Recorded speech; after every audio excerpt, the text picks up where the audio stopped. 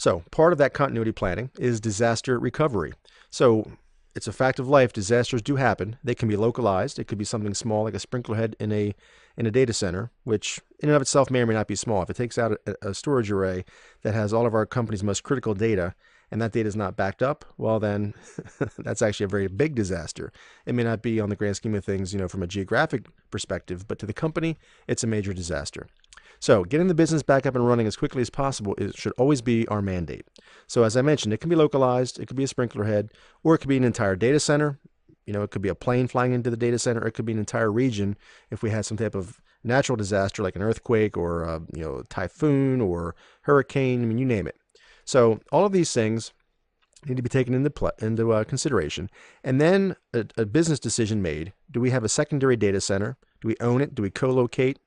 Do we put it in the quote-unquote the cloud, right? So the second data center should be far enough away not to be impacted by a regional event. So if we have an earthquake, it's not going to do you much good to have to have your data center across the street. I actually worked at a company, a very large company, in fact, that our HA/DR site was literally about 600 yards away in a data center right across the street. So that's not really optimal when we're talking about true, data disaster recovery rather, and data protection. If a meteor hit, it's going to take out that entire region and that company's off the grid.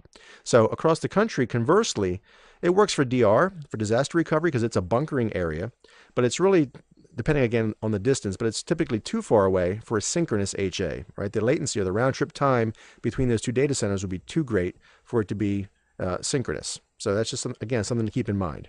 So we have to make sure that our disaster plan is actually functional. All right, again, doesn't do us much good just to write it down on paper. We have to test it, understand how it works, understand the distance, the latency, all of the things that kind of come into play with replication and recovery time as well. So as we can see, a disaster in and of itself is something that should be, quote unquote, officially declared. And that is so that we can get a NOC stood up or a network operations center or a command center. We can actually have an official deployment of resources, and a plan of action should be put into place. All right, so that testing, as I mentioned, it should be performed periodically to ensure a functional solution, but it should also be performed when? Before the disaster occurs. So we don't want to have something kind of half flushed, and then when we're in crisis mode, now we're trying to figure things out and tweak as we go. That's the wrong time to do it. We need to make sure these things are in place, tested, validated, and we're confident that they work. Our systems and infrastructure are prioritized. We know what to restore in what order, when, and where. Our virtualized systems, as you can imagine, virtualization is a great thing as far as disaster recovery. Our failover is much easier. So virtualized systems are easier to fail over. They're also easier to move in the event of a disaster. Okay, we have such things as vMotion and storage vMotion.